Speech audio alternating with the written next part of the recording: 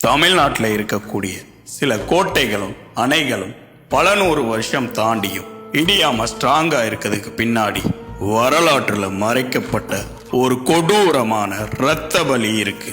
அந்த காலத்துல பிரம்மாண்டமான கட்டிடங்கள் கட்டும் போது அடிக்கடி இடிஞ்சு விழுந்தா பூமி தாய் இரத்த பலி கேட்கிறான்னு சொல்லி அவங்க பண்ணக்கூடிய அந்த சடங்கு ரொம்பவே கொடூரமானது.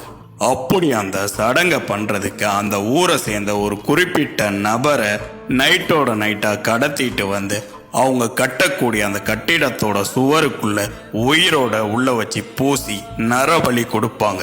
இதுக்கு பேரு உயிர் பலி தூண்கள். அப்படி துடிதுடிக்க செத்து போன அந்த நபர்களோட ஆத்மா இன்னும் அந்த கோட்டை சுவருக்குள்ளே உறைஞ்சி போயிருக்கதா சொல்லப்படுது.